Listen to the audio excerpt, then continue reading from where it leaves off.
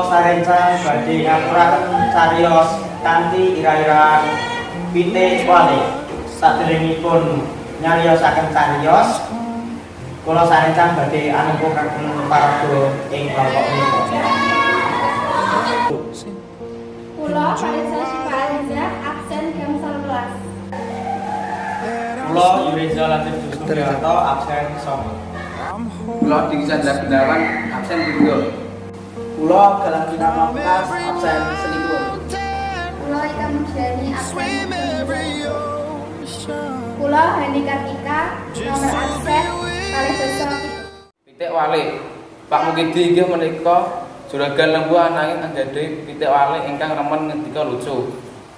Kalian rencang-rencang pitik wali asring damel cerita lucu ugi ndagel ngantos-ngantos rencang ngipun membejeng kemakelan. Kadang-kadang pitik wali ugi ngarang cariyos pangalenipun ingkang aneh ingkang dereng nate dipun alami rencanipun. Tuladhanipun inggih menika sare teng meja lajeng tindakan kaliya manuk ulung. Solaipun pitik wali kadang kados badut nalika sampun telas leluconipun.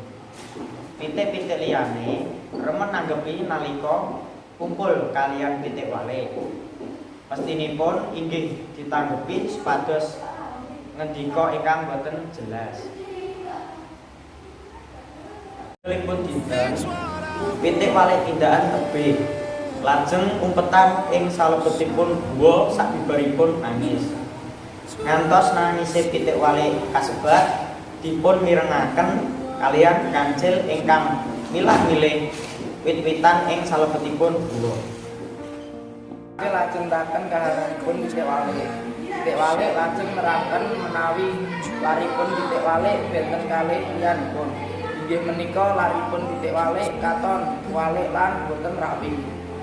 Pun boten usah boten usah sedih namung perkara lar kok dipun damel susah. Lah kula malah boten gadah guru jawabanipun kancil. Kula niku saben dinten kedah damel criyos ingkang aneh-aneh supados rencang-rencang purun caket kalian kula.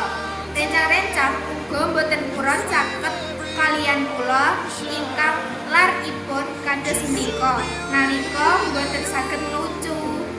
Ealah, sampeyan niku salah pangerten, boten kedah lucu rencang-rencang tetep remen kalian sampeyan. Malah bakal kathah ingkang remen umpami sampeyan purun mirangaken criyos tiyang sanes.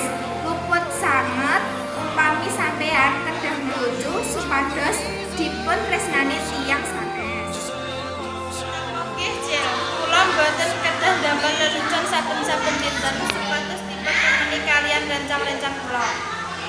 Pitakane pitik wali. Mulanipun boten usah mawon, Pak Mukidi juragan lembu nika malah paring dhaharan. Kagem kula boten nate lucu. Nggih tetep gadah rencang kathah ingkang baku sampeyan purun tetulung ugi purun mirengaken pendapatipun rencang-rencang sampeyan. Pitedah saking kancil. Pitik wali ngucapke matur suwun marang kancil amarga sampun paringi pitedah kangge pitik wali. Sabajuripun pitik wali boten meksa piyambakipun kedah lucu saben dintenipun. Dinten-dinten sajabanipun pitik wali boten kirang rencanipun.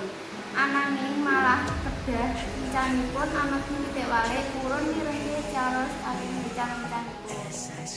Cekap semanten cariyos saking kula sarencang menawi wonten kalupatan ugi pinta-pintune ngatur nyuwun pangapunten samudra pangapunten.